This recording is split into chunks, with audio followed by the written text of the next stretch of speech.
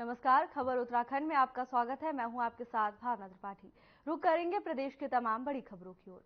चारधाम यात्रा में भारी संख्या में यात्रियों का आना जाना देखा जा रहा है, जिसे देखते हुए कमर्शियल वाहनों परिवहन विभाग द्वारा ग्रीन कार्ड बनवाया जाना अनिवार्य है, ताकि फिटनेस के सभी मानकों में पास किए गए वाहन ही चारधाम यात्रा में इस्तेमाल हो। इस बात को लेकर उत्तराखंड के संयुक्त परिवहन आयुक्त सनत कुमार सिंह ने कहा कि अभी तक कुल 24,750 ग्रीन कार्ड बन चुके हैं, जिनमें 16,000 से अधिक गाड़ियां उत्तराखंड की हैं और लगभग 8500 गाड़ियां उत्तराखंड से बाहर की हैं। साथ ही उन्होंने कहा कि इस बार चारधाम यात्रा में पिछले साल से 1000 गाड़ियां ज्यादा इस्तेमाल हुई हैं, जिसके साथ ग्रीन कार्ड पंजीकरण से अभी तक लगभग 1 करोड़ 31 लाख रुपए का राजस्व आ चुका है।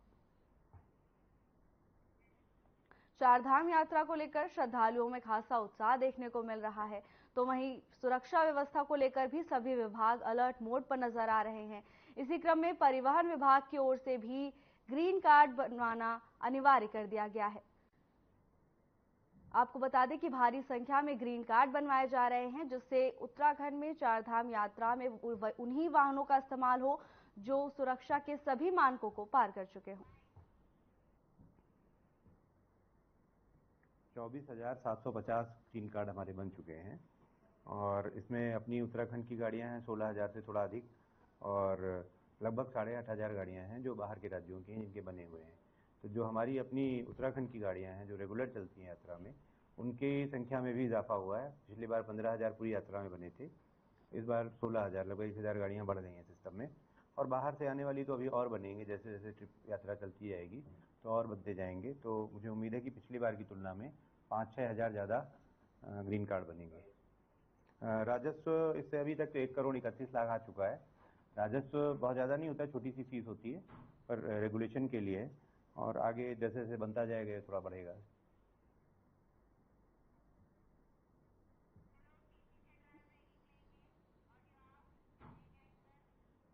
इस वक्त की बड़ी खबर की ओर रुख करेंगे, जहां सालरा गांव में भीषण अग्निकांड की खबर सामने आ रही है। कई घर जलकर राख हो गए। सीएम धामी ने दुख जताया है। सीएम ने अधिकारियों को निर्देश दिए हैं। स्थानीय प्रशासन, एसडीआरएफ टीम आग बुझाने में जुटी हुई है। राहत और बचाव कार्यों में तेजी लाने के मुख्यमंत्री पुष्कर सिंह धामी की ओर से निर्देश दिए गए हैं। सालरा में भीषण अग्निकांड को देखते हुए मुख्यमंत्री पुष्कर सिंह धामी ने दुख जताया है। इसके साथ ही उन्होंने अधिकारियों को जल्द से जल्द राहत कार्य करने के निर्देश दिए हैं। स्थानीय प्रशासन, एसडीआरएफ की टीम सभी बड़ी मुस्तैदी के साथ राहत कार्य में जुटे हुए हैं। तो वहीं मुख्यमंत्री पुष्कर सिंह धामी ने भी भीषण अग्निकांड पर दुख जताया है। सालरा में अग्निकांड में कई घर जलकर राख हो गए, जिसको लेकर मुख्यमंत्री पुष्कर सिंह धामी ने अधिकारियों को निर्देश दिए हैं। तो वहीं स्थानीय प्रशासन के साथ एसडीआरएफ की टीम लगातार राहत कार्य करती हुई नजर आ रही है। मुख्यमंत्री पुष्कर सिंह धामी ने दुख भी जताया है। सीएम ने अधिकारियों को निर्देश भी दिए हैं कि जल्द से जल्द राहत कार्य करा जाए।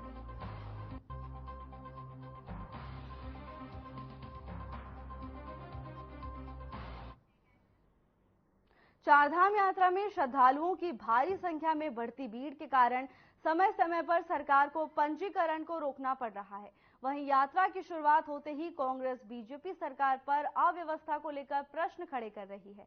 कांग्रेस प्रदेश अध्यक्ष करण माहरा का कहना है कि चारधाम यात्रा में राज्य सरकार विफल हो गई है, इसीलिए केंद्र सरकार की निगरानी में ये यात्रा चल रही है। सरकार को पंजीकरण व्यवस्था को भी सही करने की जरूरत है। वहीं चारधाम यात्रा में आए श्रद्धालु अलग अलग प्रदेशों से आते हैं, लेकिन यहां से कई श्रद्धालु बिना दर्शन किए लौट रहे हैं। ये बात उत्तराखंड के लिए सही नहीं है। सरकार सिर्फ बातें बना रही है, धरातल पर काम नहीं दिख रहा। चारधाम यात्रा को लेकर लगातार कांग्रेस बीजेपी पर निशाना साध रही है। कांग्रेस प्रदेश अध्यक्ष करण माहरा ने बीजेपी पर तंज कसा है। उनका कहना है कि प्रदेश सरकार चारधाम यात्रा में विफल हो चुकी है। यही कारण है कि अब केंद्र सरकार की निगरानी में चारधाम यात्रा की जा रही है। इसके साथ ही उन्होंने कहा कि भारी संख्या में अलग अलग प्रदेश से लोग चारधाम यात्रा के लिए आते हैं, लेकिन अव्यवस्था के कारण बिना दर्शन किए ही वो वापस लौट रहे हैं। तो वहीं बीजेपी लगातार व्यवस्थाओं को सुनिश्चित करने के दावे करती हुई नजर आ रही है। चारधाम यात्रा को लेकर सियासत गरमाती हुई नजर आ रही है। एक तरफ प्रदेश सरकार के दावे हैं कि यात्रा को सुगम बनाने के लिए सभी तरह की सुविधा मुहैया कराई जा रही है, तो वहीं दूसरी तरफ कांग्रेस लगातार अव्यवस्था को लेकर बीजेपी पर हमलावर है।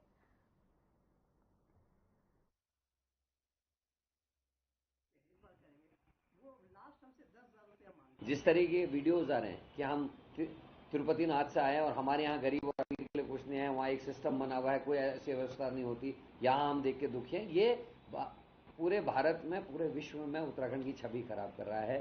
सरकार सोई भी है, सरकार को अंदाजा होना चाहिए था किस चीज का इंतजाम करना है, और एक बार रजिस्ट्रेशन को आप प्रॉपर करिए ना, क्यों नहीं करा रहे? आपका 7 महीने पहले या 8 महीने पहले रजिस्ट्रेशन स्टार्ट हो जाना चाहिए, और जो रजिस्ट्रेशन है उसके आधार पर ही कार्रवाई अगर होगी तो आने वाले 2-3 साल में ये चीजें व्यवस्थित हो जाएंगी। आदमी आएगा ही क्यों, जब पता होगा कि बिना रजिस्ट्रेशन के जाने नहीं दे रहे हैं। लेकिन आपने ऐसा कुछ नहीं किया, आप 1 महीने पहले खोलते हैं, रजिस्ट्रेशन के पहले दिन आपके यहाँ लाठीचार्ज हो गया, तो निश्चित ही गंभीर है और ये उत्तराखंड की छवि खराब करने वाला है।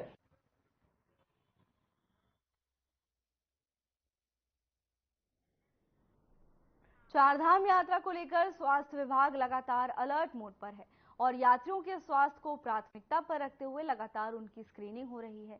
इस बात को लेकर उत्तराखंड की DG health doctor Vinita Shah ने कहा कि हमारी कोशिश है कि यात्रा पर जाने से पहले अधिक से अधिक यात्रियों की स्क्रीनिंग कर सके। साथ ही उन्होंने कहा कि अभी तक लगभग 1,87,000 लोगों की स्क्रीनिंग हुई है, जिसमें लगभग 5,461 लोगों के स्वास्थ्य में दिक्कत पाई गई है।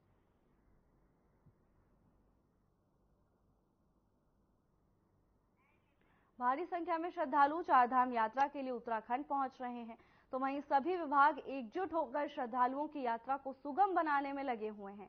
इसी क्रम में स्वास्थ्य विभाग भी अलर्ट मोड पर नजर आ रहा है। लगातार श्रद्धालुओं की स्क्रीनिंग की जा रही है। भारी मात्रा में श्रद्धालुओं की स्क्रीनिंग की गई, जिनमें कुछ लोगों की स्वास्थ्य में दिक्कतें पाई गई हैं।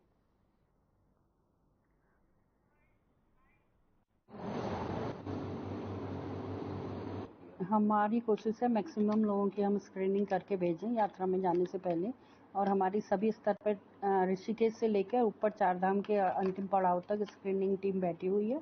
लगभग 1,87,000 लोगों की स्क्रीनिंग हो गई है, जिसमें से 5,461 लोगों में कोई ना कोई परेशानी, कोमॉर्बिडिटी पाई गई है।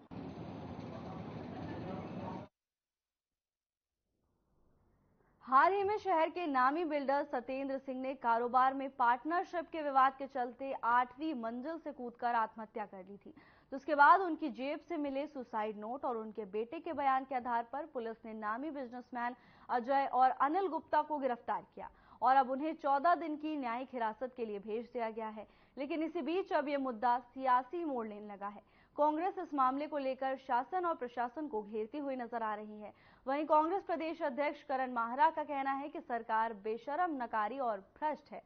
उन्होंने कहा कि अंकिता भंडारी मर्डर केस पर क्या हुआ? महिला अपराध में हम 9 हिमालय राज्यों में पहले नंबर पर हैं।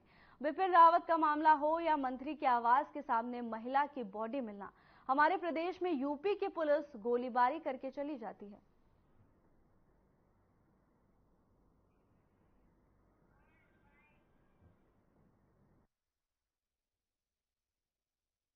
राजधानी नहीं, उत्तराखंड अपराधियों की शरण स्थली बन गया है। और आपने देखा होगा नैनीताल के आसपास और कुछ ऐसे इलाके हैं सोमेश्वर के आसपास जहां लोग बॉडीज डाल के जाते थे, उसकी जानकारी अभी इस बीच कुछ घटनाओं में जरूर कमी आई है। लेकिन उसके अलावा कितने विपिन रावत का केस है जिसकी मृत्यु हुई, 10 दिन तक अपराधी नहीं पकड़े जाते हैं। इसी प्रदेश में अंकिता भंडारी मर्डर केस हो गया।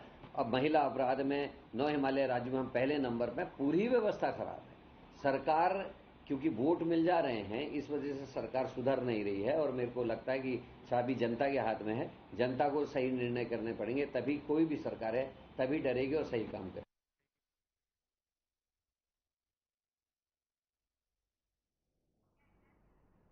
चारधाम यात्रा के दौरान एक हेलीकॉप्टर में अचानक तकनीकी खराबी आने से बेकाबू हो गया, जिसके बाद हेलीकॉप्टर की इमरजेंसी लैंडिंग की गई। वहीं इस हादसे के बाद यूकाडा अलर्ट मोड पर आ गया है। इस बात को लेकर यूकाडा के सीईओ और अपर सचिव सी रविशंकर ने कहा कि हेलीकॉप्टरों की जांच और पायलट्स की लाइसेंस की प्रक्रिया पूर्ण रूप से डीजीसीए करता है। साथ ही उन्होंने कहा कि जैसे ही हमें घटना का पता चला तो हमने तुरंत डीजीसीए को सूचित किया और वही अब इस मामले की जांच कर रहे हैं।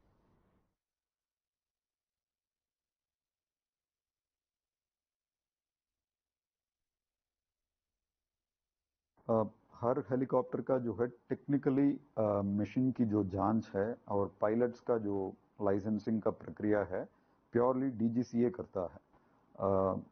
युकाडा जो है केवल जो यहाँ कौन सा ऑपरेटर फ्लाई करेगा उसका टेंडर आदि का कार्रवाई करा करके वो रेगुलेट करते हैं। अदरवाइज मिशन का जो टेक्निकल विषय है और पायलट्स का जो क्वालिफिकेशंस या लाइसेंसिंग का विषय है प्योरली डीजीसीए का है। तो इसलिए जैसे ही घटना हमारा संज्ञान में आया तो तुरंत हमने डीजीसीए को इन्फॉर्म किया और डीजीसीए आकर के जो है उसका इंस्पेक्शन अभी कर रहे हैं।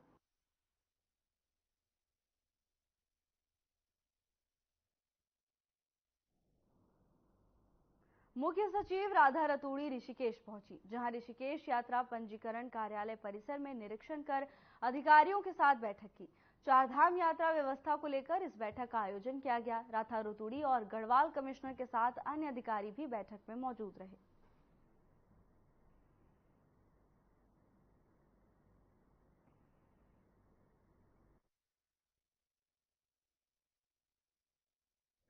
खबर ऋषिकेश से है, जहां चारधाम यात्रा को लेकर लगातार अधिकारियों की बैठकें ली जा रही हैं।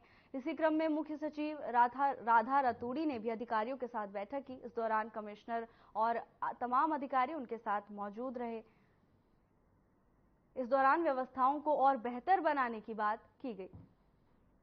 तो वहीं मुख्य सचिव ने जायजा भी लिया। देहरादून में प्रशिक्षु मुख्य आरक्षी पुलिस दूरसंचार की दीक्षांत परेड का भव्य आयोजन किया गया। परेड में बतौर मुख्य अतिथि राज्य के कार्यवाहक डीजीपी अभिनव कुमार ने शिरकत की। इस दौरान उन्होंने उत्कृष्ट प्रदर्शन करने वाले प्रशिक्षुओं को पुरस्कार देकर सम्मानित किया। कार्यवाहक डीजीपी ने सभी प्रशिक्षुओं को हार्दिक बधाई और शुभकामनाएं भी दी। उन्होंने बताया कि पिछले साल 21 अगस्त 2023 को 9 महीने का प्रशिक्षण कार्यक्रम शुरू किया गया था। इसमें 231 मुख्य आरक्षी पुलिस दूरसंचार का प्रशिक्षण पूरा हो गया है। आपको बता दें कि उत्तराखंड को दीक्षांत परेड समारोह के 9 महीने की ट्रेनिंग के बाद 231 प्रशिक्षु मुख्य आरक्षी मिलेंगे, जिसमें कुल 59 महिला और 162 पुरुष शामिल हैं। वहीं सभी प्रशिक्षु मुख्य आरक्षी हेड कांस्टेबल के पद पर तैनात रहेंगे।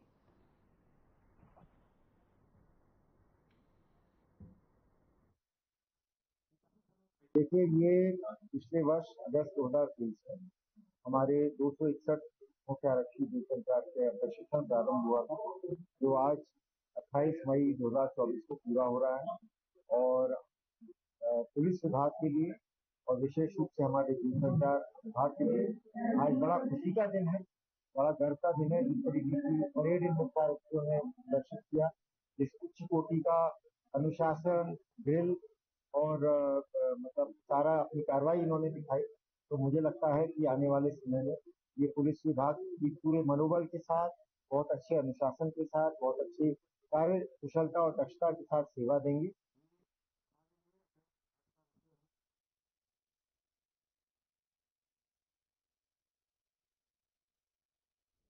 काशीपुर पुलिस ने 12 घंटे में एक ही जनरेटर चोरी खुलासा कर एक व्यक्ति को गिरफ्तार करने में सफलता हासिल की है। चोर के पास से चोरी किए गए जनरेटर को भी बरामद कर लिया गया है। आपको बता दें कि विगत दिवस रविवार को असलम पुत्र अब्दुल सलाम निवासी विजयनगर काशीपुर ने पुलिस को तहरीर देते हुए बताया कि किसी अज्ञात व्यक्ति ने उसके घर के बाहर रखा जनरेटर चोरी कर लिया गया है, जिसे देखते हुए पुलिस ने अज्ञात के खिलाफ मामला कर घटना के अनावरण के लिए पुलिस टीम का गठन किया।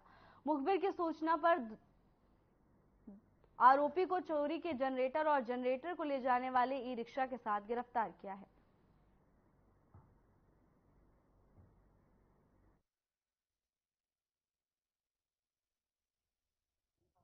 तारीख को हमें एक तहरीरी सूचना मिली थी कि किसी के घर के बाहर से एक जनरेटर पूरा गायब हो गया, चोरी कर लिया गया है। तो इसमें पूरी फुटेजेस खंगाली गई। चौकी इंचार्ज जो है ये विपुल, इनके द्वारा बहुत अच्छा काम किया गया।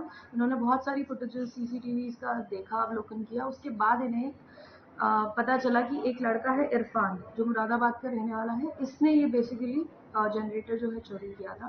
तो ये मात्र 12 घंटे में हमने इस चीज़ का खुलासा किया।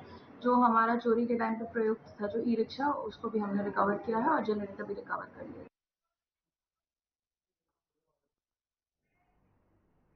अल्मोड़ा के बिनसर वन्य जीव विहार में एक बार फिर बाघ दिखा है। बिनसर महादेव मंदिर से करीब 2 किलोमीटर पहले बाघ दिखाई दिया और रिजॉर्ट में काम करने वाले एक कर्मचारी ने बाघ की चहलकदमी का वीडियो अपने कैमरे में रिकॉर्ड कर लिया।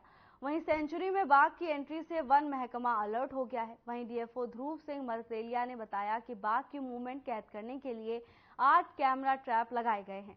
साथ ही सेंचुरी के अंतर्गत आने वाले गांवों में अलर्ट जारी किया गया है। इससे पहले बीते साल दिसंबर के महीने में भी बिनसर में बाघ दिखाई दिया था।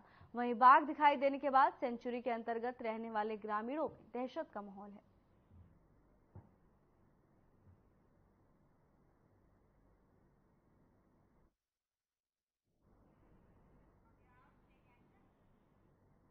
देहरादून में रिस्पना नदी के किनारे किए गए अवैध निर्माण हटाने की कार्रवाई शुरू हो गई है।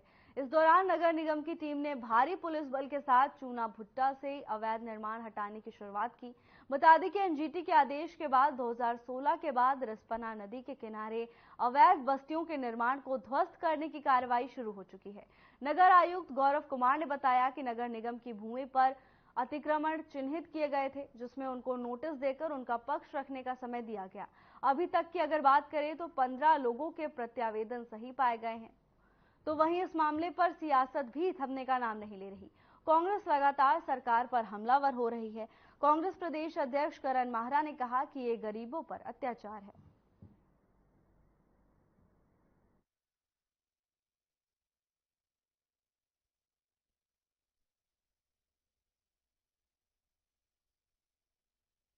मलिन बस्तियों को उजाड़ना आसान है, उनको कहां बसाएंगे, वो परिवार कहां जाएंगे, इस बात की चिंता सरकार को होनी चाहिए। एक तरफ ये बोलते हैं कि साहब हमने प्रधानमंत्री आवास योजना चला दी, हम गरीबों के उत्थान के लिए कह रहे हैं, इतने करोड़ लोगों को छत दे दी। वही सरकार आज लोगों के सरों से छत को छीनने का काम कर रही है। रही विनोद चमोली जी की बात, तो वो अनेकों बार इस तरीके के प्रकरणों में सरकार के खिलाफ बोल चुके हैं, चाहे वो स्मार्ट सिटी का मामला हो, चाहे मलिन बस्ती का मामला हो, चाहे वो ऊर्जा से संबंधित कुछ विषय रहे हों।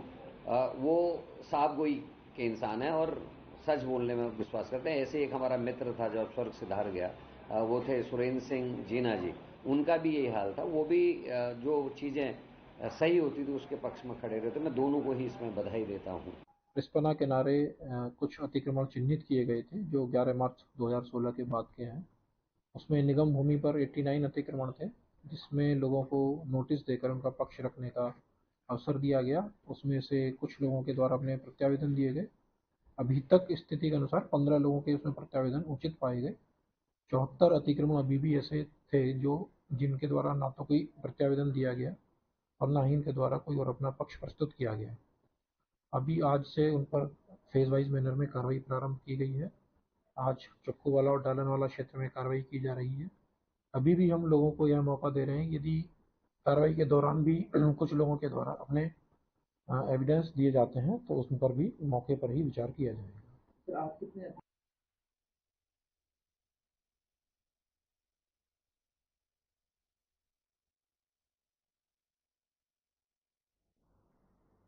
अल्मोड़ा नगर की ड्रेनेज व्यवस्था को दुरुस्त करने के उद्देश्य से राज्य सरकार ने सिंचाई विभाग को 39 नालों के निर्माण हेतु करीब 17 करोड़ बजट आवंटित किया है।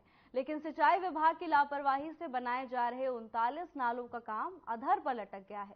बरसाती सीजन से पहले ठेकेदार नालों के निर्माण कार्यों को अधूरा छोड़ भाग गए हैं। इससे बरसाती सीजन में आपदा का खतरा बढ़ गया है, जिसको लेकर जनप्रतिनिधियों और जनता में नाराजगी बनी हुई है। अल्मोड़ा विधायक मनोज तिवारी ने कहा कि सिंचाई विभाग की ओर से बनाए जा रहे नालों का काम को छोड़कर ठेकेदार भाग गया है। कई जगह पर काम अधूरा छूटा हुआ है, जबकि कुछ जगह पर काम शुरू ही नहीं हो पाया। विधायक ने कहा कि काम जल्द शुरू करने के लिए अधिकारियों से बात की जा रही है।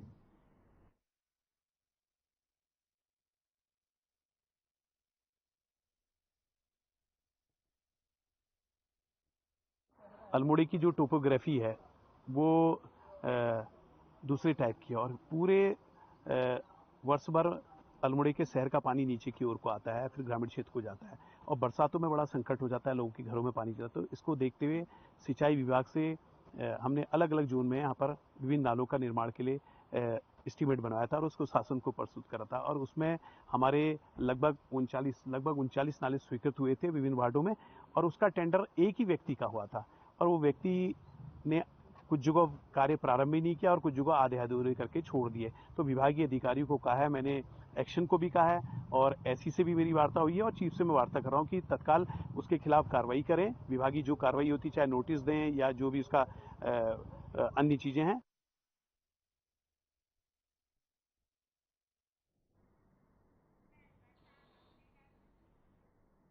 चारधाम यात्रा का पहले 15 दिन का पखवाड़ा पूरा हो गया है और इस पखवाड़े में यात्रियों की संख्या पिछले साल की अपेक्षा लगभग 2 गुनी दर्ज की गई है, जबकि दिन पर दिन श्रद्धालुओं की बड़ी संख्या चारधाम यात्रा में पहुंच रही है। सरकार यात्रियों से बार बार अपील कर रही है कि जिस तारीख को उनका पंजीकरण हो उसी तारीख पर दर्शन के लिए धामों पर पहुंचे, जिससे यात्रा में किसी तरह की कोई परेशानी ना हो। वहीं स्वास्थ्य विभाग भी यात्रियों से लगातार अपील कर रहा है कि पहाड़ों पर मौसम तेजी से बदल रहा है, इसीलिए बदलते मौसम के हिसाब से अपने साथ गर्म कपड़े जरूर रखें और यात्रा शुरू करने से पहले मार्ग में बने मेडिकल चेकअप पर अपना स्वास्थ्य परीक्षण जरूर कराएं, जिससे किसी भी परेशानी से बचा जा सके।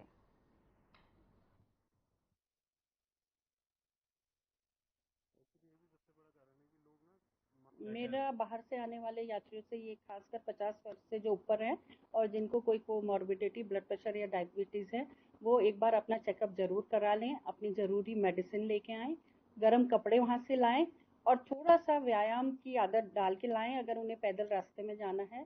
हड़बड़ी में यात्रा न करें और यात्रा के दौरान भूखे पेट यात्रा न करें और कोई भी परेशानी होने पर हमारे निकटतम स्वास्थ्य इकाई पर संपर्क करें।